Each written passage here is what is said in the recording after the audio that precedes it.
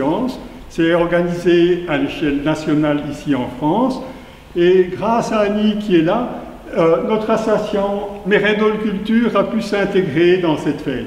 Si vous voyez les grandes affiches en voyant toutes les villes qui jouent, et il y a un tout petit village qui est là aussi, Mérindol. Et donc, Mérindol Culture, on a pu organiser hier pour les écoles, et aujourd'hui, d'abord cette exposition que vous avez eu l'occasion de regarder sur Mars, L'eau et la vie. Les écoles sont passées hier, ça a été ouvert cet après-midi, et si je compte, une centaine de personnes sont passées. Et donc, le clou du spectacle ce soir, il est là, le clou du spectacle, il est déjà annoncé. C'est le professeur Grégoire Danger, du laboratoire de physique des interactions ioniques et moléculaires, qui va nous parler à la recherche de nos origines, passionnant, de la naissance des étoiles à l'émergence de la vie. Alors moi, je ne le connaissais pas avant, et heureusement qu'il y a un de ses collègues qui a un peu plus de bouteilles, un peu plus âgé, qui est venu aussi, Jean-Marc Layet, qui est physicien et qui était à l'origine de la création de cette équipe Astro à l'université d'Aix-Marseille. Et il va nous présenter le conférencier avant qu'il puisse débuter. Voilà. Ok.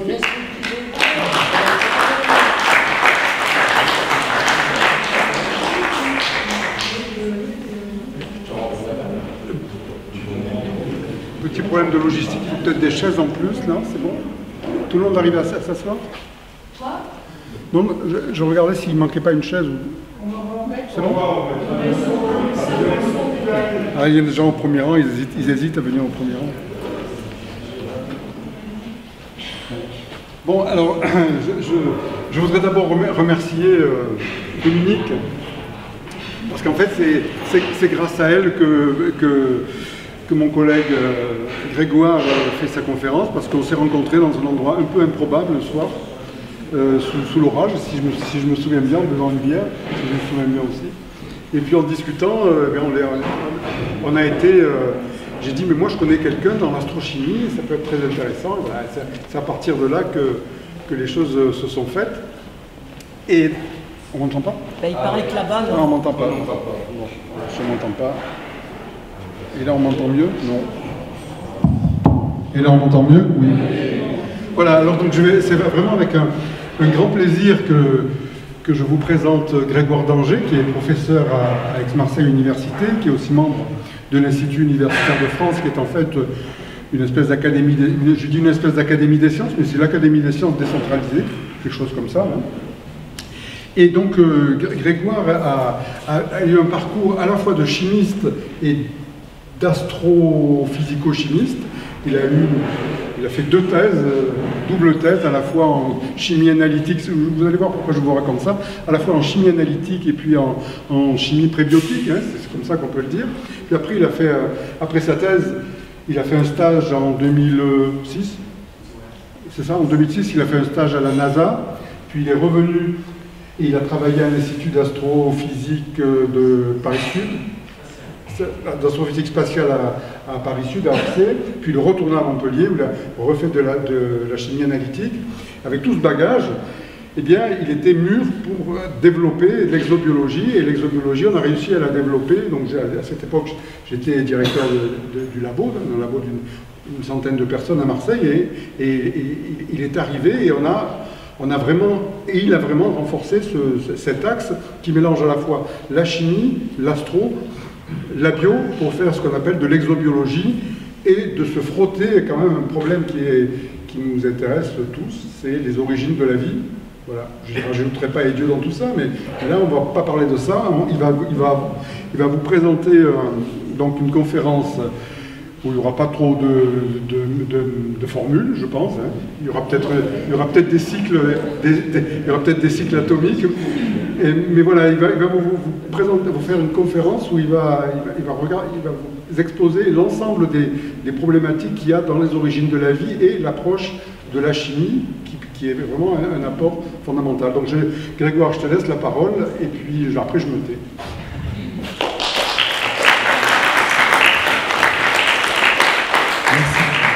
Merci beaucoup déjà. Merci à l'association Mérindol pour l'invitation. Merci à Jean-Marc, qui est mon ancien directeur de laboratoire en fait. Hein. C'est lui qui nous a en effet permis de former l'équipe l'équipe Astro au sein de notre laboratoire, enfin de son ancien laboratoire, qui est le physique des interactions ioniques et moléculaires. Donc aujourd'hui, je vais essayer de vous présenter un petit peu, en tant que chimiste, comment est-ce qu'on obtient des informations pour essayer de comprendre l'origine de la vie sur Terre et voir comment est-ce qu'on peut la ramener à la naissance des étoiles. Alors je ne sais pas si vous avez vu, vous avez Hubert Reeves là, qui est décédé il y a, je sais plus, il y a 2 jours, hier. Donc il avait une formule, on est tous des poussières d'étoiles, et là vous allez voir, alors moi je ne suis pas du tout physicien, je ne suis pas astrophysicien, je suis un chimiste qui est venu sur le tard à l'astrochimie, ce qu'on appelle, donc s'intéresser à l'évolution des molécules dans les environnements astrophysiques, les comètes, les astéroïdes, où se forment les systèmes planétaires. Et on va essayer de voir un petit peu en quoi est-ce que la chimie peut apporter des informations sur l'origine de la vie, et pourquoi est-ce que Hubert Reeves disait justement qu'on est tous des poussières d'étoiles. Alors évidemment la question que tout scientifique qui fait l'exobiologie va essayer auquel il va s'intéresser, ça va essayer de comprendre dans quels environnements on a pu avoir la transition d'un système non vivant, donc des systèmes chimiques classiques qu'on peut faire à peu près partout dans l'univers, vous allez voir, et puis aller vers des systèmes chimiques très particuliers que sont en fait les systèmes vivants.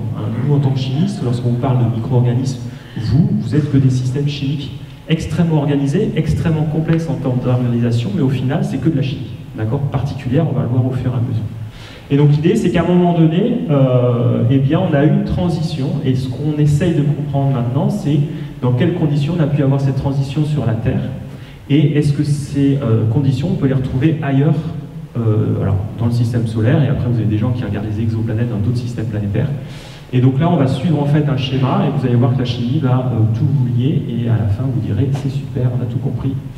Mais on va commencer déjà par essayer de définir qu'est-ce que le vivant. Alors, si vous lisez ici, c'est en gros ce qui est à peu près admis par la communauté d'exobiologie. Donc, c'est une structure qui a la capacité de se produire des copies d'elle-même sans perdre l'information, donc ce qu'on appelle la reproduction pour les systèmes vivants. Et le point très important, c'est lorsque vous avez cette reproduction, vous devez avoir des anomalies qui vont avoir lieu, c'est-à-dire que vous allez être capable de modifier légèrement le matériel génétique, ce qui va faire que vous allez avoir des générations qui vont être différentes des parents, d'accord? Et c'est grâce à ça que vous allez avoir l'évolution darwinienne qui va pouvoir se mettre en place, c'est-à-dire que les systèmes les mieux adaptés à un environnement donné vont être sélectionnés, les autres vont dépérir. C'est comme ça qu'on a pu avoir une progression des espèces sur Terre. Alors évidemment, cette définition, c'est une définition contemporaine, et avant d'avoir cette définition, qui n'est pas forcément acceptée par tous, vous avez, suivant les obédiences, vous allez avoir des discours qui peuvent être différents, mais en tant que scientifique, ça correspond actuellement à ce qui peut être déterminé. Et si on revient à l'Antiquité, vous aviez différentes théories qui expliquaient en fait l'émergence de systèmes vivants. Donc vous aviez la génération spontanée. L'idée était que si vous avez un environnement donné, les rats, vous les voyez dans des déchets, ça veut dire que l'environnement, votre poubelle, est capable de générer spontanément des rats. D'accord? Parce que c'est l'environnement propice à l'émergence de ces systèmes-là. Donc ça c'est la génération spontanée, et puis cette théorie-là a été remise en doute par les expériences de Pasteur, donc à la fin du 19e siècle, pour lequel en gros lui, il pensait que cette génération spontanée n'était pas du tout valable, et il a fait une expérience assez simple, c'est-à-dire qu'il a pris en fait 2 environnements qui sont exactement les mêmes. D'accord? Vous voyez, vous avez deux ballons ici, où vous avez un ballon qui est directement ouvert sur l'extérieur, et un autre ballon qui a un col, là. Vous voyez à ce niveau-là. Il a laissé ça à l'air libre, il a regardé dans quel ballon on avait des micro-organismes qui se développaient. Il s'est rendu compte que dans le ballon qui était ouvert sur l'extérieur, vous aviez des micro-organismes qui se développaient, alors que si on regarde dans celui-là, vous n'avez rien du tout qui s'est développé. Alors pourquoi? C'est que tout simplement, ce qu'il s'est rendu compte, c'est que le développement des organismes dans le système, c'est pas l'environnement lui-même qui les génère, c'est tout simplement une contamination de micro-organismes qui sont dans l'air, qui vont venir dans cet environnement-là et utiliser en fait les aliments pour eux qu'il y a dans ce ballon-là pour pouvoir se développer. Et comment est-ce qu'il a montré ça? C'est tout simplement quand vous avez un col comme ça, et bien les micro-organismes, ils s'arrêtent au niveau du col ici. Alors que dans le col qui est ouvert, ils vont directement dans le milieu de culture. Et comme ça, il a pu montrer que vous pouvez avoir un système, un environnement qui est propice au développement de micro-organismes. C'est pas parce qu'il est propice au développement qu'il va générer lui-même des organismes. Et qu'en fait, le développement d'organismes, c'est tout simplement une contamination des micro-organismes qui sont venus de l'extérieur, qui sont rentrés dans le système et qui ont utilisé la nourriture qui était disponible. D'accord ?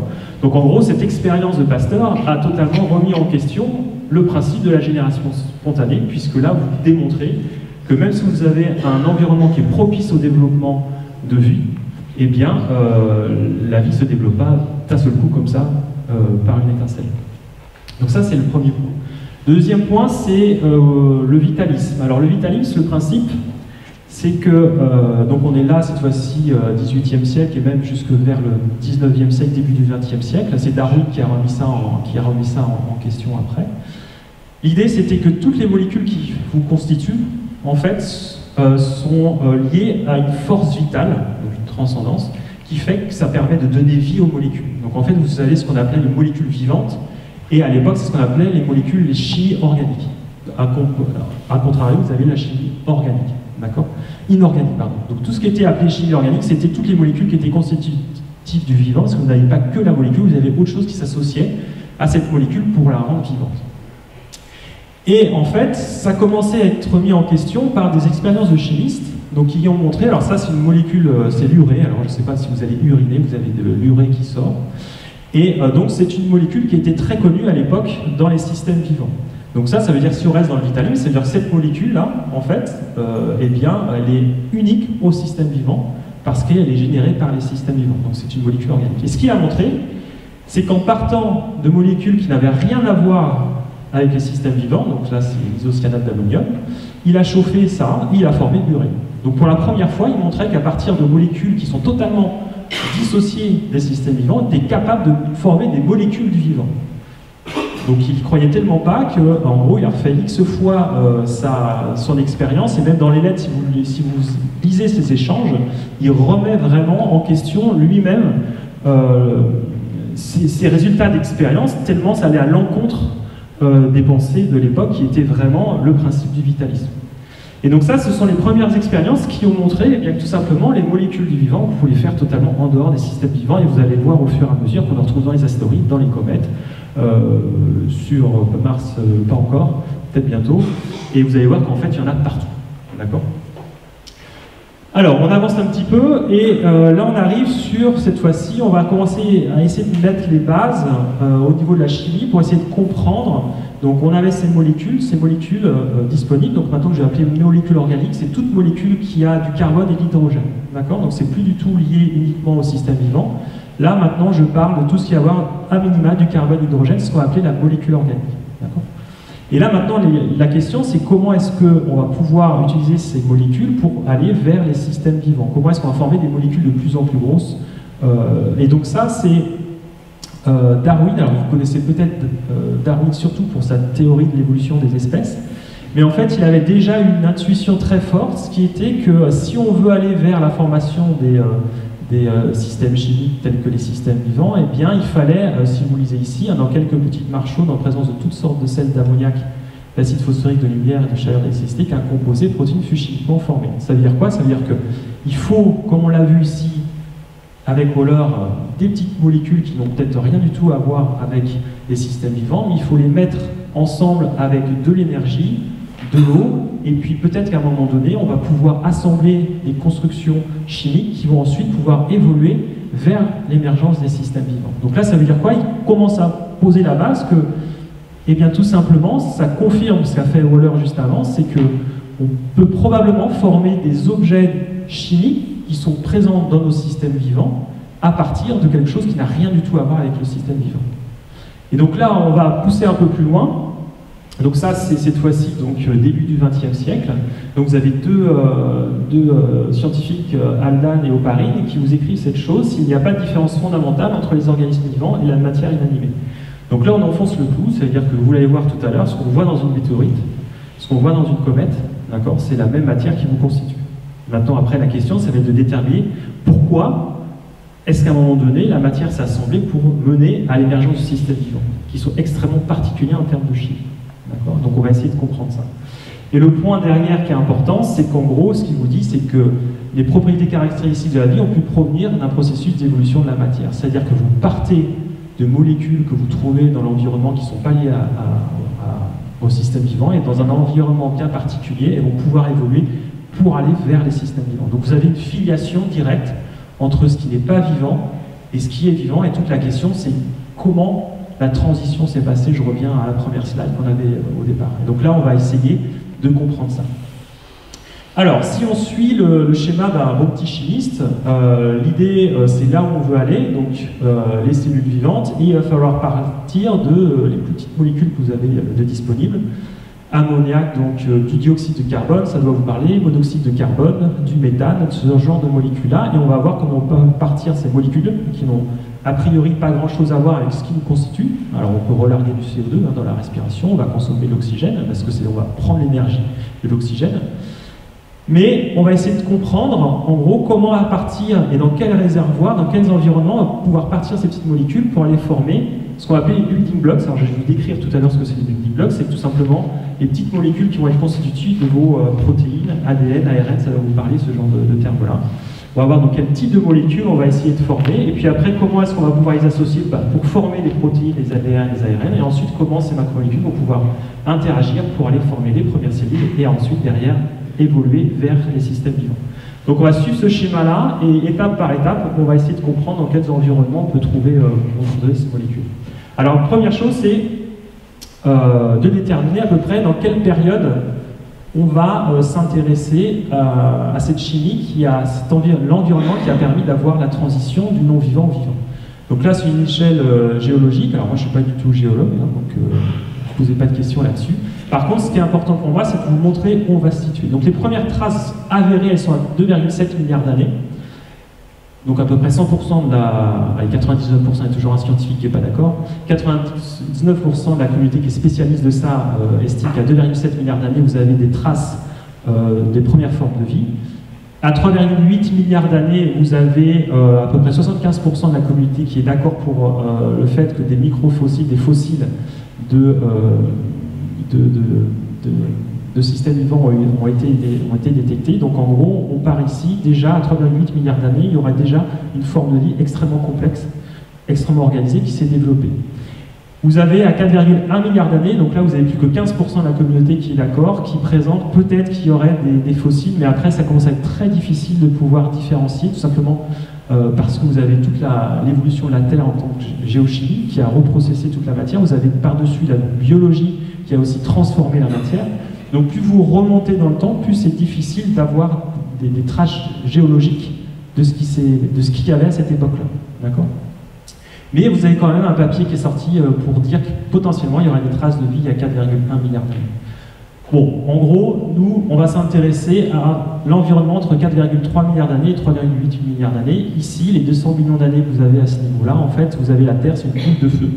D'accord ? Donc c'est le temps qu'il va lui falloir pour refroidir, avoir la croûte qui va se former, dégazer, l'atmosphère va se former, et à un moment donné, vous allez avoir des conditions qui vont vous permettre d'avoir de l'eau liquide à la surface. On estime que c'est à peu près à 4,3 milliards d'années. Donc on va avoir cette plage-là d'environnement et de temps pour lequel eh bien, on va avoir cette transition-là. D'accord ? Maintenant, on va essayer de comprendre comment ça peut se faire. Alors, si je reviens sur mon schéma, la question, c'est déjà, ok, on a ce schéma-là, quel type de molécules on va vouloir former? Donc, je vous en ai parlé tout à l'heure. Donc, on va vouloir former deux types de molécules. On va les protéines ici, et puis derrière, vous avez les ADN, les ARN. Alors là, c'est un petit peu de molécules chimiques, c'est juste pour vous expliquer. Le principe, c'est que si vous prenez les protéines, donc les protéines, en fait, ce sont des grosses molécules qui vont avoir un rôle d'accélérer vos réactions chimiques la plupart du temps dans vos cellules. D'accord ? Donc c'est ce qu'on appelle les enzymes, le principe de catalyseur, et puis aussi ça a ses propriétés de structuration de vos molécules. Et ces protéines sont formées en fait par l'association de petites molécules ici que vous avez, c'est ce que je vais appeler les acides aminés. En fait, vous les couplez, vous les associez, on fait une liaison peptidique et vous les continuez à les coupler comme ça, tac tac, et vous allez former les protéines qui sont plusieurs milliers d'acides aminés qui sont allongés les uns derrière les autres, d'accord, qui sont accrochés les uns derrière les autres. Et ce qu'il faut savoir, c'est que l'assemblage de ces acides aminés ne se fait pas n'importe comment, parce que de l'assemblage va dépendre la structure de vos systèmes et va dépendre sa propriété. Et cet assemblage-là est lié au code génétique derrière, d'accord. Ici, vous avez un code qui va vous dire dans quel sens on va assembler les 20 acides aminés qui sont présents dans les systèmes vivants. Donc, ces ADN, ARN, derrière, ils sont là aussi associés, vous voyez, de ces petites molécules. Alors, je ne vais pas rentrer dans le détail, hein, mais c'est ici des bases azotées, vous avez un sucre, vous avez du phosphore ici, et ainsi de suite. Vous associez comme ça, et vous avez un brin, pareil, formé de dizaines de milliers de petites molécules comme ça. Donc, toute la question, c'est comment on est parti de ces molécules donc, qui correspondent... Ah, ça marche plus. Mince. Ah. Ouais, donc comment est-ce qu'on a pu passer donc là les acides aminés, les building blocks, les associer pour former ces molécules et ensuite avoir les interactions entre les différents systèmes à ce niveau-là. Donc on va essayer de comprendre où est-ce qu'on a pu former ces petites molécules et dans quelles conditions elles ont pu s'associer pour aller former ces différentes molécules et comment les interactions ont pu émerger. Donc la première chose, eh bien, c'est de déterminer dans quels environnements on a pu générer ces petites molécules, ce que je vais appeler les building blocks, donc les petits chaînons des protéines, les acides aminés par exemple. Donc vous avez deux environnements possibles. Vous avez l'environnement, la Terre elle-même, ce qu'on appelle les réservoirs endogènes. Donc ça, vous allez voir, ça correspond à l'ensemble des environnements au niveau de la Terre primitive, l'atmosphère, les sources volcaniques, les sources hydrothermales, ainsi de suite. Donc vous avez une expérience qui est très connue en chimie périodique qui a été faite dans les années 50 par Stanley Miller. Donc Stanley Miller c'était le doctorant et Urey c'était l'encadrant, qui a consisté en fait à simuler l'environnement de la Terre primitive, l'atmosphère de la Terre primitive. Donc ici vous aviez un ballon qui était rempli avec de l'eau, H2O, le méthane c'est H4, NH3 c'est l'ammoniac, du dihydrogène H2 et du monoxyde de carbone, du CO. Et il s'est dit, eh bien, notamment les zones volcaniques, il y avait beaucoup d'éclairs, donc des charges énergétiques. Il a recréé ça, il a essayé de regarder derrière quel type de molécules pouvaient se former. Et donc il a récupéré ensuite derrière ce qu'il y avait ici dans l'eau à ce niveau-là. Et il s'est rendu compte qu'à partir de ce mélange-là, qui n'a rien du tout à voir avec le système vivant, il avait été capable de former des acides aminés. Vous savez, les petits building blocks qui vont former derrière les grosses protéines. Et donc il a montré pour la première fois, expérimentalement, parce qu'auparavant avant c'était uniquement de la théorie, et bien qu'on pouvait former des acides aminés à partir de molécules qu'on trouve dans l'atmosphère. D'accord? Donc ça veut dire quoi? Ça veut dire que l'atmosphère de la Terre, potentiellement, pouvait générer des building blocks qui sont ensuite peut-être été utilisés pour derrière former les protéines des systèmes vivants. Donc vous pouvez aussi former, donc ici, là, c'est le seul schéma vraiment de chimie pour vous montrer, on s'amuse bien en laboratoire, qui vous montre que, eh bien, à partir de l'acide cyanhydrique ici, HN, on peut former des acides aminés, on peut former donc, des building blocks des protéines, des building blocks des ADN, ARN, ainsi de suite. Donc à partir des conditions de la Terre primitive, on peut former un ensemble de molécules qui derrière potentiellement vont être utilisées pour la formation des systèmes vivants. Donc vous avez d'autres environnements, donc cette fois-ci qui sont sous les océans. Vous avez les sources hydrothermales, donc vous avez des réactions, ce qu'on appelle la réaction de Fischer-Tropsch suivant les conditions, qui vont là aussi vous permettre de former des molécules d'intérêt pour former derrière les systèmes vivants. Et puis vous avez à côté de la Terre, vous avez ce qu'on appelle l'environnement exogène, donc là cette fois-ci qui va concerner la matière organique qui a pu être délivrée à la surface de la Terre par les objets interplanétaires qui sont les comètes et les astéroïdes. Alors vous devez connaître le terme météorite sur Terre. Les météorites, c'est tout simplement ce qu'on appelle les filles des astéroïdes et des comètes. C'est un astéroïde ou une comète qui a traversé l'atmosphère, c'est le météore, c'est l'étoile filante que vous voyez. Et puis une fois que vous avez touché la Terre, ça devient une météorite. Donc ça veut dire quoi? Ça veut dire que lorsqu'on regarde une météorite, on est capable de savoir quel type de matière il y a dans les comètes et les astéroïdes. Donc maintenant on va essayer de comprendre qu'est-ce qui a pu être apporté par ces objets sur la Terre. Donc pour avoir une information là-dessus, ce que je vous dis, on va aller analyser le contenu de certaines météorites, ce qu'on va appeler les chondrites carbonées, puisqu'en fait elles ont en masse à peu près 5% de leur masse du carbone. Donc le carbone, l'hydrogène, c'est la base des molécules organiques qui sont constitutives de vos organismes. Et donc on a deux fractions, on a une fraction qui est insoluble, donc je vais vous montrer ça, puis une fraction qui est plutôt soluble. Donc on avance. La fraction insoluble, vous voyez, c'est des espèces de molécules qui sont enchevêtrées les unes avec les autres, on n'en fait pas grand-chose. Vous pouvez mettre de l'eau, de n'importe quel solvant, vous n'êtes pas capable de les récupérer. Donc ça, c'est pas très intéressant pour nous, même s'il y en avait sur la Terre primitive, on ne va pas faire grand-chose. Par contre, si on regarde la matière soluble, c'est-à-dire quelque chose que vous êtes capable de récupérer avec de l'eau, et donc ça on sait que sur la Terre vous aviez de l'eau, donc peut-être que ces objets-là ont été lessivés dans les océans et donc ça a pu relarguer cette matière-là. Donc là, si je vous montre un exemple de ce qu'on peut faire en laboratoire, et ce qui est impressionnant, donc ça c'est ce qu'on appelle la spectrométrie de masse, c'est-à-dire qu'on va récupérer ce qu'il y a dans l'objet, le mettre dans un appareil, ça va nous donner la masse de la molécule. Et avec la masse, on est capable d'avoir une idée de la composition de la molécule. Et on s'est rendu compte qu'en fait, eh bien, on avait des millions de molécules qui étaient présentes dans ces objets-là. Bien plus que ce que vous êtes capable de trouver si vous prenez un peu de terre, que vous analysez exactement avec le même système. Vous avez beaucoup plus de molécules disponibles que ce qu'en termes de diversité que ce que vous avez dans l'environnement de la Terre en tant que tel, ou même dans un organisme vivant. Donc ça, c'était extrêmement impressionnant. C'est-à-dire qu'on va avoir toute une évolution chimique qui mène à cette diversité moléculaire. Et après, on va essayer de comprendre d'où vient cette matière organique. Donc ça, voilà, c'est juste pour vous dire qu'on a beaucoup de molécules différentes. Et puis ce qui est intéressant, c'est que cette fois-ci, si on va cibler nos fameuses petites building blocks, et bien on se rend compte qu'on a des sucres qui auraient pu être disponibles pour former l'ADN, l'ARN, on a des bases nucléiques aussi, et puis on a plus de 90 acides aminés différents qui ont été détectés. En sachant que dans vos systèmes vivants, vous avez une vingtaine d'acides aminés maximum qui sont utilisés. Ici, dans la météorite, on en a 90. D'accord ? Donc vous voyez que la disponibilité de cette matière-là, finalement, elle est assez facile. Hein. Une météorite, vous avez plus de matière organique que ce que vous avez, vous, besoin pour fonctionner. Donc toute la question, ça va être de comment est-ce qu'on peut partir de ça. Et à un moment donné, on va sélectionner parmi ces 90 acides aminés, uniquement 20 acides aminés. Comment ça s'est passé, tout ça? Comment est-ce qu'on a pu avoir cette transition? Donc, vous avez d'autres missions spatiales qui ont permis d'obtenir des informations. Donc là, c'est la mission Rosetta qui a été sur la comète Churyumov-Gerasimenko. Donc là, je vous ai mis des images qui sont assez jolies. Donc là, c'est vraiment la surface de l'objet. Voilà, c'est toujours impressionnant de voir que la capacité qu'a l'homme d'envoyer des objets pour aller voir à plusieurs millions de kilomètres ce qu'il peut y avoir sur ce type de corps. Donc vous aviez une batterie de systèmes analytiques qui étaient embarqués, qui ont permis donc d'analyser l'environnement de cet objet-là. Et on s'est rendu compte, si vous regardez... C'est quoi l'échelle des photos? Ah, c'est ce que je me suis dit, j'ai pas mis l'échelle.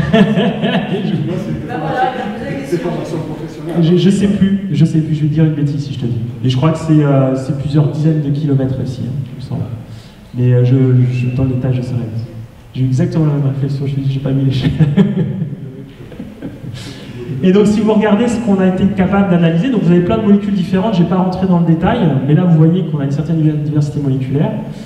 Et vous avez une molécule, ce qu'ils appellent le king of the zoo, ici, qui est la glycine, et en fait c'est le plus petit acide aminé qui est présent dans vos systèmes vivants. D'accord ? C'est-à-dire que quand on va voir une comète, eh bien vous trouvez aussi des molécules que vous avez en vous. D'accord ? Donc c'est pour vous dire, bon finalement ce qu'on a en nous, c'est pas si exceptionnel que ça. Et c'est pas ce qu'il y a en nous qui est exceptionnel, c'est le processus qui est exceptionnel, on va en discuter tout à l'heure. Donc, voilà, donc évidemment, comme on a découvert la glycine, un petit acide aminé dans cet environnement-là, tout de suite, vous avez les médias, vous ont dit « Ah, c'est super, on a de la matière organique qui est constitutive des systèmes vivants sur une comète, donc la vie, on va l'avoir partout dans le système solaire, partout dans l'univers, parce que cette matière-là, on en a partout. » Et manque de bol, c'est que pour le moment, la vie, on la connaît sur un seul as, c'est la Terre, d'accord? Et on n'en trouve pas sur Mars, pour le moment, on n'en trouve pas sur Titan, on a des gros doutes sur Europe, ainsi de suite. Et il y a une raison, on va la voir tout à l'heure. Donc voilà, donc ça fait le buzz quand même, ça fait des gros papiers dans des gros journaux scientifiques et dans les journaux à grand public. Vous avez d'autres missions spatiales, donc Hayabusa 2, donc là, je ne sais pas si vous avez entendu dans les médias, mais vous avez livré leur contenu organique. Donc maintenant, la question, c'est d'où viennent ces molécules, cette matière organique, hein, donc carbone, hydrogène, azote, oxygène, soufre, par exemple, d'où ils viennent. Et tout simplement, eh bien, ils vont venir de la zone de formation du système solaire. Donc là, ici, ce que je vous ai représenté, c'est l'évolution des objets qui mènent à la formation du système solaire ici. Donc en fait, on va partir de ce qu'on va appeler un nuage moléculaire dense. Donc là, c'est quoi? C'est tout simplement, vous avez 99% en masse d'hydrogène, donc on ne va pas en faire grand-chose. Mais par contre, vous allez voir, pour 1% de leur masse, vous allez avoir des petits grains qui sont très très froids, parce qu'on est entre moins 270 Kelvin et moins 250... pardon, je recommence. On est entre moins 270 degrés Celsius et moins 200 degrés Celsius, donc il fait très très froid. Et ce qui va permettre, vous allez voir tout à l'heure, de former des petites glaces qui vont être formées d'eau, dioxyde de carbone, de CO, de méthanol. Et lorsque le nuage ici va s'effondrer sur lui-même pour évoluer vers la formation du système solaire, eh bien vous allez voir qu'il y a toute une chimie qui va se développer et qui va vous mener à la formation de ce qu'on a dans les astéroïdes et les comètes. Donc lorsque je vous disais Hubert Reeves, il vous dit qu'on est poussière d'étoiles, eh bien oui, en effet, tout simplement parce qu'on va partir de ces poussières qu'il y a dans le nuage moléculaire dense qui vont vous permettre d'amener jusqu'à la contenu organique que vous avez dans ces objets ici. D'accord? Donc en effet, vous avez tout un schéma d'évolution chimique qui part de la zone de formation des étoiles et qui peut vous amener à ce qu'il y a dans ces objets-là qui, derrière, peuvent amener leur contenu organique à la surface de la Terre ou d'autres planètes. Donc là, je vais juste vous montrer un petit peu ce qui se passe. Donc on part, ici vous avez l'image du stade où on est, donc on part des nuages moléculaires denses, c'est ce que je vous ai mis ici, à peu près 10 Kelvin, hein, donc moins 263 degrés Celsius. Et dans ces zones-là, vous allez avoir ces petits grains, donc c'est des grains ce qu'on appelle de silicate, hein, en gros vous prenez le sable que vous avez sur la plage, c'est à peu près la même chose. Et derrière, vous allez avoir donc les atomes d'oxygène, carbone qui vont se coller parce qu'à basse température sur le grain. Comme vous avez beaucoup d'hydrogène, on va rajouter des hydrogènes aux atomes et vous allez former ces petites glaces. Alors pour vous, c'est de l'eau, méthanol, ammoniac, dioxyde de carbone et par exemple du formaldéhyde. Et ça, on est capable de savoir la composition de ces glaces parce que vous avez des télescopes infrarouges ou des satellites, le JWST, le Jet Space Telescope, je ne sais pas si vous avez peut-être vu aux infos des images qui sont fantastiques, j'aurais dû en mettre d'ailleurs, j'en ai pas mis, qui vont nous permettre de regarder en fait ces zones de formation des étoiles et de nous donner l'information de la composition de ces grains. C'est-à-dire que lorsque je vous dis qu'on a ça, c'est parce qu'on l'a vu, d'accord? On le voit grâce à des observations par l'infrarouge. Et donc une fois qu'on a ça, eh bien ces glaces, vous allez donc former la proto-étoile, donc je ne vais pas rentrer dans le détail, mais ce qui est intéressant, c'est qu'une fois que vous formez l'étoile, vous avez beaucoup d'énergie qui va être émise dans le système, et toutes vos petites glaces ici, elles vont évoluer plus ou moins fortement et former de nouvelles molécules. Et toutes ces molécules-là, vous allez les retrouver dans les zones de formation bien des planètes, et des comètes et des astéroïdes. Donc lorsque vous partez d'ici, des glaces, vous allez former tout ça, et tout ça, ça va se retrouver dans les comètes, les astéroïdes et à la surface des planètes. D'accord? Donc c'est vraiment pour vous montrer, alors, bon, il y a d'autres sources, c'est ce qu'on a vu, hein, la Terre, la planète elle-même peut générer de la matière organique, mais vous avez quand même une source non négligeable de la matière organique du système solaire qui provient des zones de formation des étoiles. Donc ça, on peut le simuler en laboratoire, donc je ne vais pas rentrer dans le détail. Donc ça, c'est des manips qu'on a développées donc au sein du laboratoire PIM.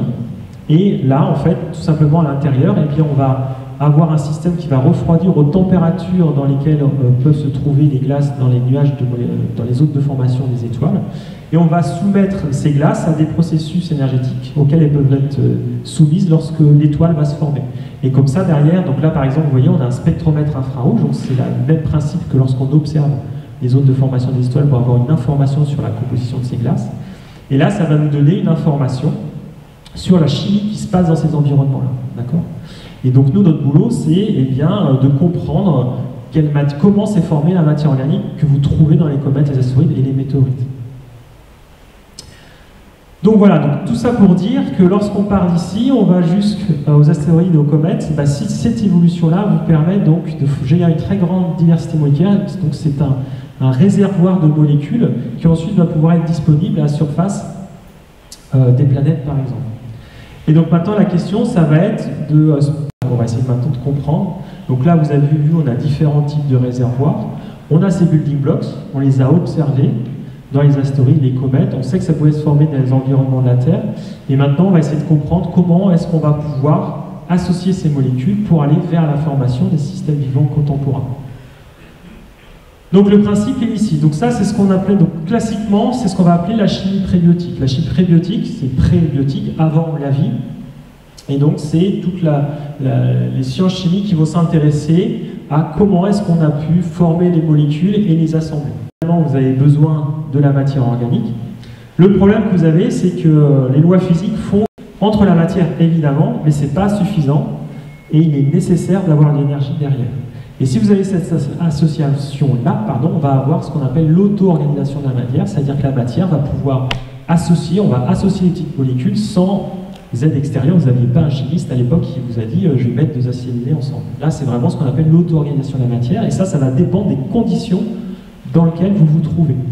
C'est-à-dire que sur Mars, sur Titan, sur Europe, sur une comète, sur un astéroïde, sur Terre, vous n'avez pas les mêmes conditions environnementales, et donc c'est peut-être pour ça que vous n'avez pas la vie partout dans l'univers. Vous avez de la matière organique partout. Par contre, les environnements, les conditions qui vont vous permettre de passer de cette matière à des systèmes vivants, pour le moment, eh bien, on l'a eu uniquement sur Terre, et on essaye de comprendre pourquoi ça s'est passé comme ça sur Terre. Et donc, en fait, comme vous allez voir, là, on va en parler derrière, vous n'avez pas de rupture entre les deux, et vous allez voir pourquoi. Alors ça, c'est des idées qu'on développe à Marseille, qui sont spécifiques à ce qu'on développe au sein de notre laboratoire.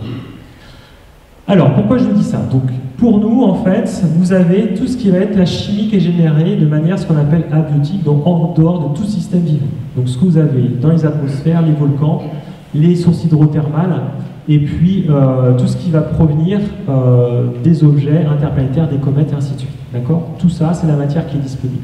Et donc, on a ces millions de molécules qui sont différentes. Et donc, maintenant, toute la question, c'est de comprendre, encore une fois, comment on va pouvoir avoir l'émergence de ces fameux systèmes chimiques. C'est-à-dire que là, on est des molécules et il va falloir aller vers la formation de systèmes chimiques. Vous êtes des systèmes chimiques, d'accord?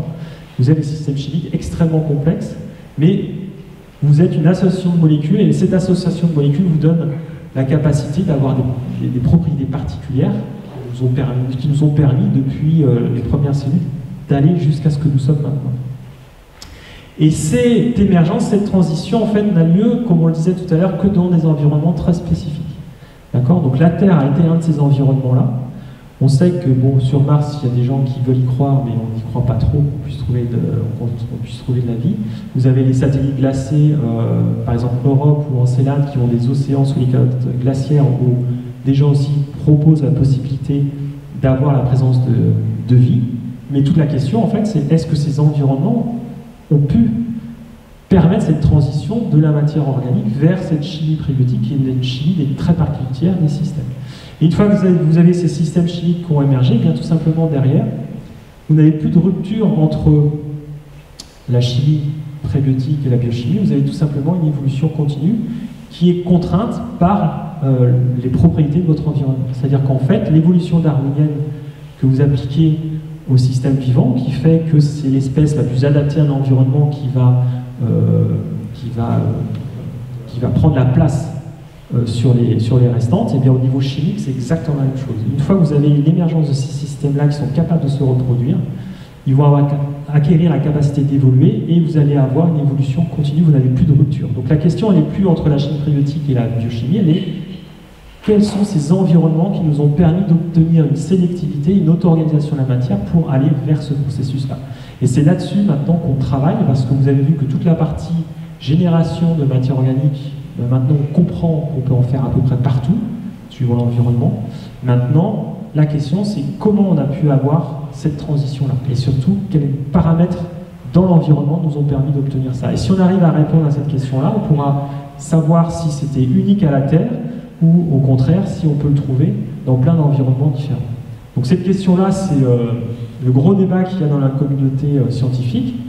Donc ici, je vous ai mis deux citations, une de Nathalie Cabrol, donc, qui est astrobiologiste qui dirige le CETI aux États-Unis. Donc pour elle, le principe, c'est que vous avez des milliards d'étoiles, donc vous avez un minimum autant de planètes qui orbitent autour des étoiles, donc ça veut dire que la probabilité que vous ayez un environnement qui puisse générer de la vie est très grande, donc pour elle, il y a de la vie partout dans l'univers. Et à contrario, vous avez Jean-Pierre Bibring, qui est donc astrophysicien à l'Institut d'astrophysique spatiale, qui pour lui part du principe que toute l'évolution astrophysique qui a mené à l'environnement de la Terre, le fait que vous ayez eu la forme Theia, c'est-à-dire que la formation de la Lune, que vous ayez eu l'extinction des dinosaures, ainsi de suite, fait que l'évolution sur Terre est unique. Et l'environnement de la Terre est probablement unique. Et à partir de là, lui, sa conclusion, c'est au contraire que la vie sur Terre est un cas unique dans l'univers. D'accord ? Et que la probabilité que ça puisse se reformer ailleurs, le même système, la même évolution, est proche de zéro. Donc là, on a deux positions qui sont vraiment antagonistes. Alors finalement, qui a raison ou qui a tort, ou finalement peut-être ni l'un ni l'autre n'ont raison. Alors l'idée c'est quoi? C'est qu'en effet, si on regarde les systèmes biochimiques terrestres, ils sont liés à l'histoire de la Terre. S'il n'y avait pas eu l'environnement de la Terre, eh bien les systèmes vivants sur Terre ne seraient pas apparus. Et donc en effet, l'origine de la vie et son évolution sur la Terre sont donc aussi liées à une contingence, c'est-à-dire à du hasard qui est contraint par les lois physiques. Donc ça veut dire que la probabilité de retrouver dans une autre planète exactement les mêmes formes de vie, elle est proche de zéro. C'est-à-dire que la vie que vous avez sur Terre, vous ne pourrez pas la retrouver ailleurs, en tant que telle. Il faut faire attention, c'est qu'en chimie, il faut dissocier les molécules des processus. C'est-à-dire que vous avez un même processus qui peut être généré par différents types de molécules. Donc sur Terre, dans les organismes vivants, c'est les protéines, les ADN, les ARN. Et vous pouvez très bien avoir un autre système vivant extraterrestre qui va présenter la même capacité que nous avons de se reproduire et d'évoluer, mais basé sur d'autres types de molécules. Tout simplement parce que l'environnement dans lequel ça se sera développé aura été différent. Donc la sélection des molécules auront été différentes. Donc c'est ce que je vous ai dit ici, qu'en est-il des mécanismes qui régissent les systèmes vivants? Donc le principe, ce qu'on pense là par contre, c'est que le processus pour un système vivant, ça va être le même. Ça va être la capacité qu'a un système de se reproduire, et donc de par cette reproduction, il va être capable de pouvoir évoluer. Donc ça c'est clair. Par contre, ce qui est important, donc c'est ce que je vous ai mis ici. Donc ce qui va être important, c'est de déterminer finalement dans quel environnement on va pouvoir avoir les mésanges de ces systèmes chimiques. C'est ça le point principal. Et pour le moment, entre Nathalie Cabrol et puis Jean-Pierre Bigry, eh bien en fait, tout simplement, on n'est pas capable de répondre. Tout simplement parce qu'on ne sait pas s'il n'y a qu'un seul environnement qui a permis d'obtenir cette transition-là, c'est celui de la Terre primitive, et qu'on peut faire de la vie qu'à partir des molécules qui nous constituent, ou alors on a un éventail d'environnements possibles qui vont sélectionner d'autres types de molécules dans tous ces réservoirs dont on a parlé tout à l'heure, parce que vous avez des dizaines de millions de molécules différentes, donc finalement, vous avez différents environnements qui peuvent piocher dedans et sélectionner d'autres types de molécules, mais mener au même processus. D'accord? Donc ça, c'est très important, c'est-à-dire qu'en fait, tout simplement, pour le moment, en laboratoire, on essaye de comprendre ça, de comprendre les paramètres qui permettraient d'avoir cette auto-organisation de la matière pour mener vers les systèmes vivants. Donc voilà, donc j'en ai à peu près fini, ouais, ça va à peu près. Donc là, voilà, donc là ici je vous ai mis l'évolution, je voulais juste finir par l'évolution ici du système solaire. Donc on se retrouve ici, on a une évolution des espèces, et derrière, le système solaire va disparaître, hein, puisque le Soleil il a encore 3 milliards d'années à peu près de vie, et puis il va grossir, il va manger Mercure, Vénus, puis après la Terre. Et donc, toute la question ici, évidemment, c'est si on a de la vie uniquement sur Terre, c'est quelle est notre responsabilité par rapport à cette vie. Donc ça recoupe tout ce qui est lié, évidemment, à l'environnement et l'évolution de notre environnement sur Terre. Et que même si on a potentiellement d'autres formes de vie sur d'autres astres, et bien finalement, quelle est notre position par rapport à ça, qui, je pense, est importante par rapport à toutes les questions qu'il peut y avoir en ce moment dans le monde. Voilà, merci beaucoup.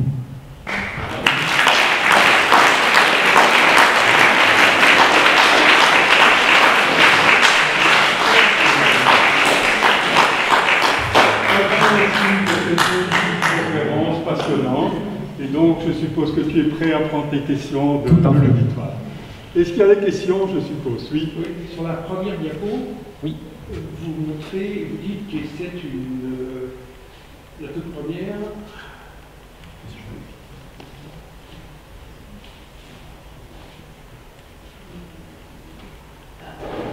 C'est là? Non, le texte. C'est d'après. Voilà. Voilà, cette structure se trompe dans sa réplication. Oui. Le mot changing se trompe. Non, en fait, c'est un peu, en fait, c'est au niveau des brins d'ARN, vous avez en fait la réplication fait des erreurs, d'accord? Il y a certaines erreurs qui ne sont pas réparées par l'organisme. Normalement, vous avez des systèmes au niveau de l'ARN messager qui va vous permettre de modifier, de corriger les erreurs. Et en fait, certaines erreurs ne sont pas corrigées. Donc, dans un sens, ça peut vous donner un atout au niveau de l'évolution, donc ça vous donne quelque chose de positif, ou négatif, par exemple, c'est le cancer.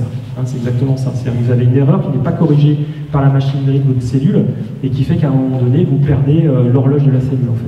C'est une évolution, positive ou négative. C'est positif ou négatif, c'est exactement ça. C'est ça le trompé, ça. C'est qu'un mot. Oui, c'est créer des erreurs, si vous voulez, c'est juste oui. En tant que tel, elles ne se trompent pas, je suis d'accord. C'est des erreurs aléatoires. Ouais, c'est ça. Et oui, tout à fait d'accord. Des anomalies Oui. qui peuvent améliorer Ou au contraire, tout à fait, c'est exactement ça. Et c'est le principe de l'évolution harmonienne derrière. Oui, une question là, puis après.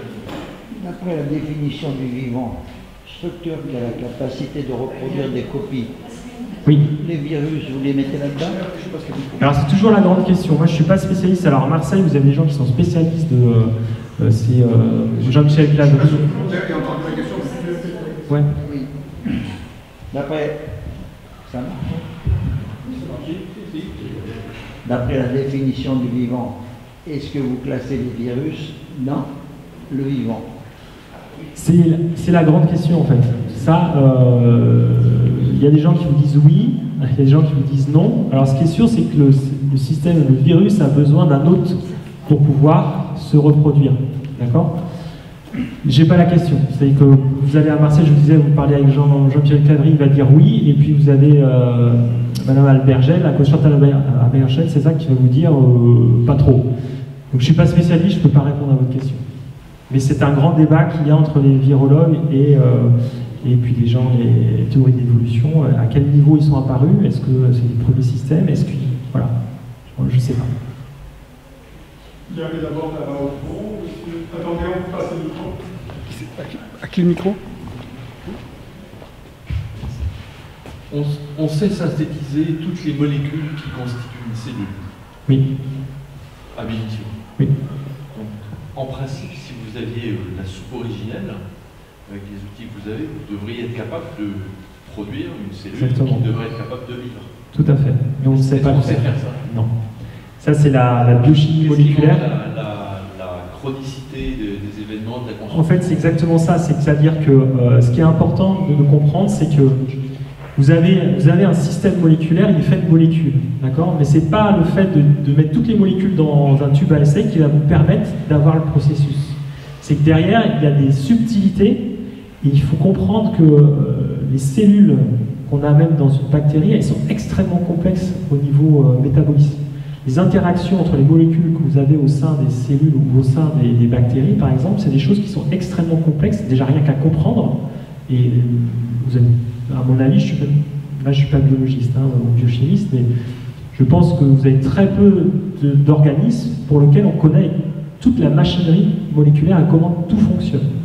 Et donc c'est pas parce que vous allez mettre des protéines, des ARN, des ADN et puis des lipides que vous allez être capable de former une cellule et de faire fonctionner une cellule. Parce que vous avez des échanges d'énergie, vous avez des échanges de matière, c'est extrêmement complexe en fait. Donc en fait le processus c'est pas la somme des molécules, au contraire c'est l'émergence de systèmes, ce qu'on appelle, et c'est au-delà la somme des molécules, c'est vous allez faire émerger une propriété particulière. Et ça on ne sait pas le faire encore.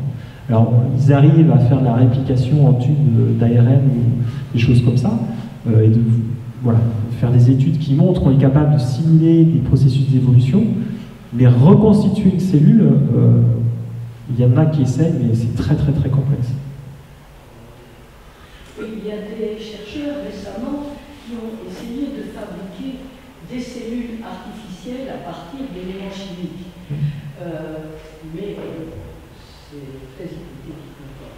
Mais ce qui milite en faveur de l'existence d'éléments de vie un peu partout sur d'autres astéroïdes, planètes, c'est le fait que ce sont toujours les mêmes éléments, les mêmes molécules de base qui se retrouvent sur tous les échantillons qu'on a retrouvés, soit sur des astéroïdes ou sur des exoplanètes, des planètes extérieures au système solaire même.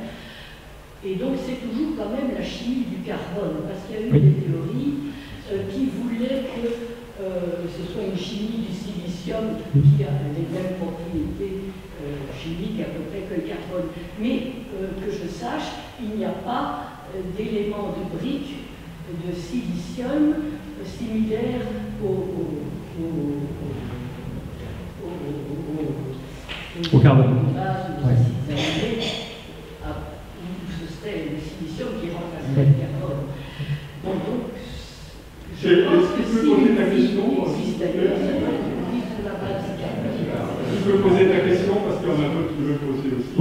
je pense que j'ai compris c'est là pourquoi, oui, enfin allez-y. Oui.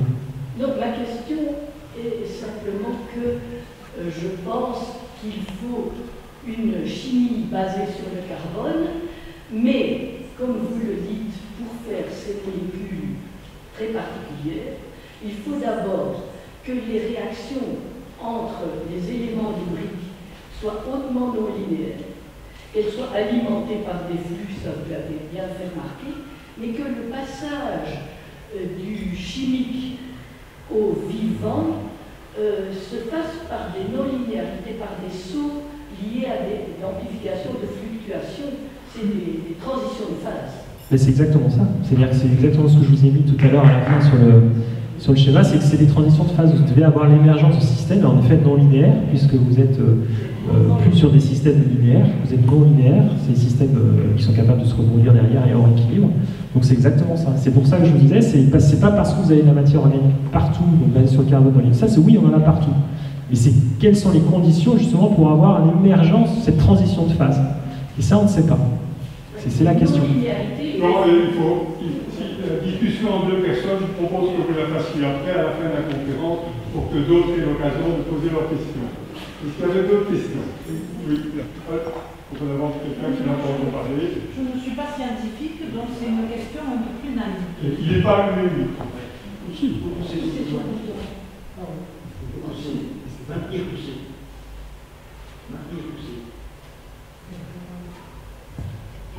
Voilà.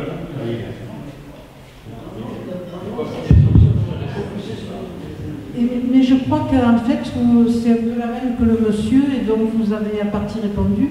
Vous dites que l'être humain est principalement de la chimie. Mais alors pourquoi on n'arrive pas à le recréer en laboratoire? C'est tout simplement parce que vous avez des milliards d'années d'évolution. C'est-à-dire que, en fait, ce qu'il faut se rendre compte, c'est que vous partez d'un environnement qui est totalement stérile. D'accord? On a de la chimie organique, on en a parlé tout à l'heure. Vous avez à un moment donné cette fameuse transition de phase. Et de ce moment-là, vous avez une chimie qui va être totalement contrainte par les fluctuations de l'environnement. D'accord? Le cas le plus connu, c'est la disparition des dinosaures qui a permis l'apparition des mammifères. Si vous n'aviez pas eu cet événement-là, eh bien l'être humain ne serait pas là en tant que tel. Nos ancêtres qui étaient des petits bulots, je ne sais pas trop quoi, ils n'auraient pas pu prendre la main sur l'environnement et probablement n'auraient pas pu évoluer tel que l'évolution l'a donné derrière.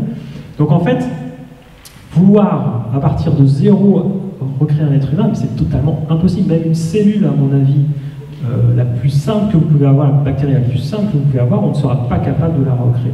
C'est pas possible. Moi, je le ferai, c'est personnel. Mais je pense que c'est impossible, tout simplement parce que l'histoire de l'évolution sur Terre est liée à des phénomènes totalement aléatoires, à des évolutions d'environnement aléatoires. C'est l'évolution même du darwinisme. Et donc vous ne pouvez pas, déjà au niveau chimique, c'est impossible de comprendre toutes les variations qu'il y a eu. Et une fois que vous avez même au niveau des évolutions des espèces, vous avez potentiellement des traces géologiques, mais vous avez je ne sais pas combien de milliards de variations qu'on peut avoir et qui ont fait que vous avez des bifurcations dans l'histoire de l'évolution. C'est pour ça que nous, à Marseille, la particularité, c'est qu'on enlève toute cette idée de pouvoir recréer les protéines, les ADN et tout ça, et on s'intéresse au processus. Comment est-ce qu'on peut faire émerger ces processus, quel que soit le type de matière organique? On part de cette diversité moléculaire, et on va essayer de comprendre comment on peut auto-organiser la matière, comment est-ce qu'elle peut s'auto-organiser, j'allais dire elle-même, oui, c'est de s'auto-organiser elle-même. Et c'est ça, en fait, nous, on pense que c'est plutôt là. Je ne dis pas qu'il faut arrêter le reste, hein, c'est pas ça, mais bon, voilà, on a différentes hypothèses, et notre hypothèse, elle est là. C'est-à-dire, c'est plus de comprendre comment les protéines, les ARN se sont formés, parce qu'on pense que, alors peut-être qu'on va se rendre compte que dans nos expériences, ça va se former tout seul, mais on pense que si on se focalise là, on risque de passer à côté de la solution.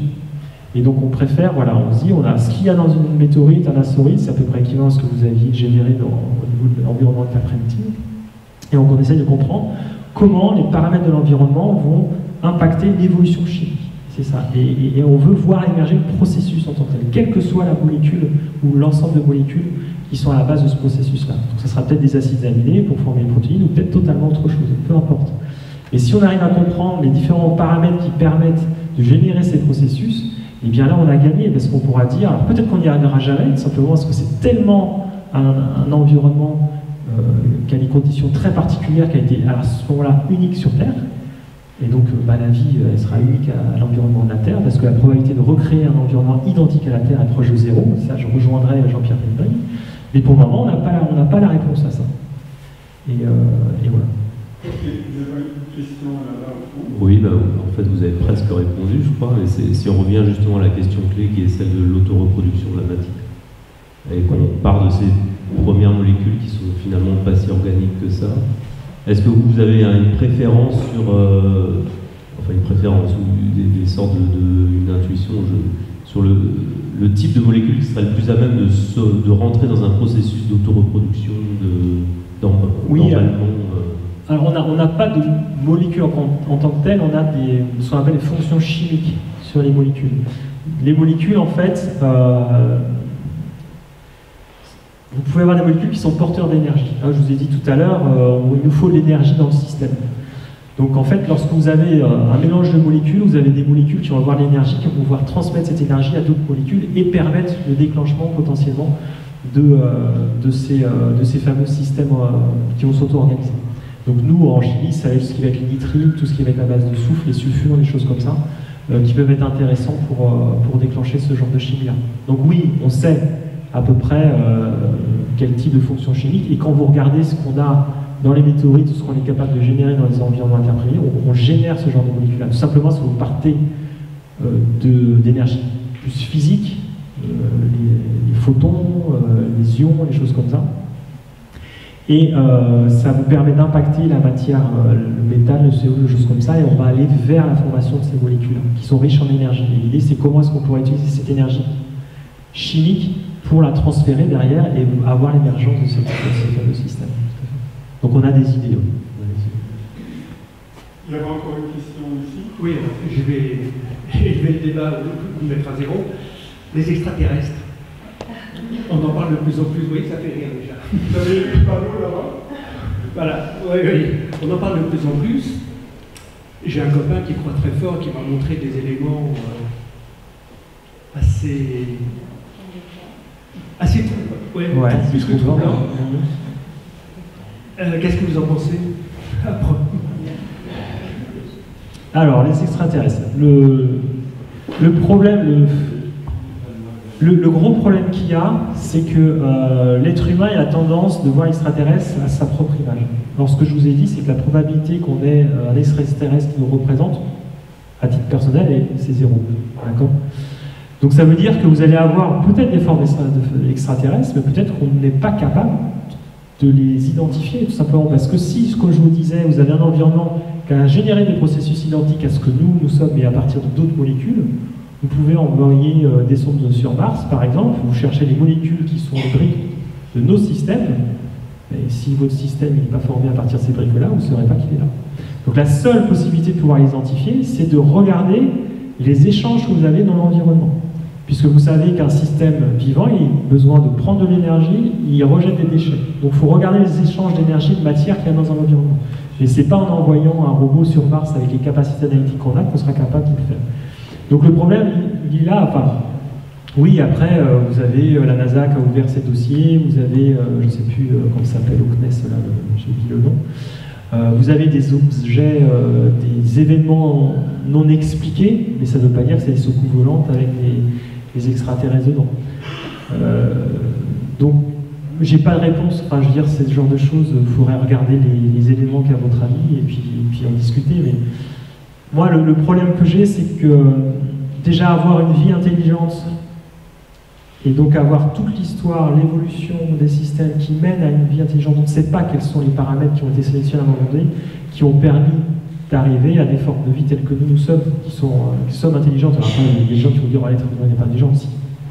C'est l'espèce sur Terre qui est la plus intelligente. Après, on peut discuter de sa maturité, ça c'est autre chose. Mais son intelligence, oui, elle l'a. Est-ce que c'est faisable ailleurs? On n'en sait rien en fait. Donc moi j'y crois pas, je sais pas que j'y crois pas, c'est que je sais pas. Par rapport à tout ce que je vous disais, je dirais, est-ce qu'on sera même capable d'identifier une vie extraterrestre? J'ai même des doutes là-dessus. Il y avait une question là. Alors, je suis déjà désolée pour ma langue, mais je vais essayer de me faire comprendre. Ma question est, est-ce que vous pensez que seulement la chimie peut trouver la réponse de cette question de l'évolution de vie, de l'origine de vie? Est-ce que ça peut être plus profond? Par exemple, déjà, si les éléments, il y a des isotopes différents, ils ne sont pas tous pareils, est-ce que ça ne peut pas être encore plus profond la différence dans un environnement? Par exemple, les photons, les quantes qui bombardent la molécule, est-ce que ça pouvait jouer sa rôle dans l'origine de les premières molécules? C'est tout à fait lié, parce que de toute façon, ce que vous dites là, c'est une source potentielle d'énergie pour la chimie. C'est-à-dire que vous avez une interaction entre les photons. Par exemple, vous avez la photosynthèse, c'est exactement ça. Hein, c'est une interaction entre la lumière et la chlorophylle. Donc vous récupérez l'énergie comme ça. Donc en fait, vous avez besoin de cette source-là. Après, à quel niveau vous pouvez l'utiliser, ça on ne sait pas encore. Mais c'est clair, je veux dire, c'est pas que des molécules. Hein. De toute façon, il faut l'énergie. Donc comme je disais tout à l'heure, vous avez des molécules qui ont l'énergie, mais leur énergie, elle la capte quelque part. Et ça, vous la prenez des photons. Alors après, vous avez d'autres choses, hein, d'autres théories et tout ça. Et oui, tout à fait. C'est pas... La chimie, c'est pas que du Lego. Hein, il faut activer les molécules, et pour activer les molécules, il faut l'énergie. Et l'énergie, vous ne la trouvez pas, là, évidemment, n'importe où. Et le soleil était une source d'énergie en tant que telle. Donc après, vous avez des discussions sur les sources hydrothermales, vous avez des gradients de température, est-ce que c'était suffisant? Nous, on pense, enfin, Robert Pascal chez nous pense que non. Dans sa théorie, il fallait des photons du soleil pour avoir un minimum d'énergie de basse entropie. Et donc oui, non, ça, je suis tout à fait d'accord avec vous. Il faut coupler et de toute façon, cette question-là, enfin très clairement, hein, c'est pas que les chimistes qui vont répondre. Hein. C'est l'exobiologie, c'est une approche interdisciplinaire. Vous avez autant les géologues, vous avez les astrophysiciens, vous avez les biologistes, les biochimistes, et tout ça on discute ensemble et on apprend les uns des autres. Alors on essaye de parler à peu près la même langue, ce qui n'est pas évident, mais et c'est comme ça qu'on avance. Hein. Autrement, le chimiste devant son tube à essai, on n'aura pas la réponse tout seul, et si un jour on a la réponse. Encore d'autres questions? Encore une question? Pour revenir à la prochaine question. Attendez, il vaut mieux que tout le monde entende. Merci. Quel est le système le plus simple que l'on considère comme étant vivant? C'est ça, c'est la grande question. Si vous faites ce qu'on appelle le top-down, c'est-à-dire qu'on regarde les systèmes vivants, on descend pour se rapprocher de cette fameuse transition, on a un point qui est le Last Common Ancestor, le LUCA, là, j'arrive pas à dire en français. Voilà, exactement. Commun, mais déjà, il était extrêmement complexe. Il y avait des systèmes basés sur l'ARN, sur les protéines, donc c'est pas là qu'on va avoir la solution. Et après, ça va dépendre de l'observateur. Un physicien, un chimiste, un biologiste, il ne va pas avoir la même réponse. Moi, en tant que chimiste, je vous dis, si j'arrive à faire un système chimique qui est capable de se reproduire et d'être loin de l'équilibre, c'est-à-dire qu'il ne va jamais se décomposer pour redonner les composés initiaux, pour moi, ça, potentiellement, c'est un système qui présente les processus du vivant. Un biologiste, il va me regarder, il va dire, mais vous arrivez d'où, quoi? Le biologiste, lui, il faut... Pour moi, ce qui est dans une comète, c'est pas vivant. Ça, c'est clair. Parce que vous n'avez pas la dynamique qui est liée au système chimique qui sont capables de présenter les processus du vivant. Des systèmes simples que la nature ne va pas arrêter d'en produire. Ben, c'est ce qu'on essaye de comprendre. Justement, c'est est-ce que dans l'environnement de la Terre, c'est des questions, c'est est-ce que vous avez des systèmes localement qui sont capables d'avoir ces émergences-là? C'est des questions qu'on se pose. C'est-à-dire qu'on a les systèmes vivants qui ont subi cette évolution-là, mais est-ce que vous avez actuellement des systèmes prébiotiques, comme on pourrait dire? Alors, c'est plus des prébiotiques, vous êtes dans un environnement qui est dominé par le vivant, mais c'est tout à fait des questions que des gens se posent. Ok. Peut-être avant de terminer, encore te remercier, j'ai quand même envie de faire ce petit commentaire. Quelle chance on a d'être sur cette planète Terre et qu'elle a pu se développer. Alors il y a toutes ces discussions un peu philosophiques, intelligent design ou pas, où on a joué beaucoup au dé, tellement de fois au dé que pour finir, l'improbable arrive. C'est ce que je suis plus enclin à croire. Que c'est improbable, il faut qu'on en fait partie. On en fait partie. Il y a 20 acides aminés. C'est nos protéines, c'est les plantes aussi. On n'est pas différents. On fait partie de cette nature, de cette terre. Et le message que j'ai envie de vous redire, après cette magnifique exposé, pour essayer de vous expliquer d'où on vient, il faut qu'on la protège, que nous et les enfants, on la protège. Il n'y a pas la terre à nous, mais nous et la terre, c'est la même chose, on en fait partie. Voilà ce que je voulais rajouter après ces magnifiques exposés, ces réponses pertinentes aux questions qui ont été posées. Est-ce qu'il y a encore un autre commentaire? Sinon, encore un super merci à notre conférencier. Merci.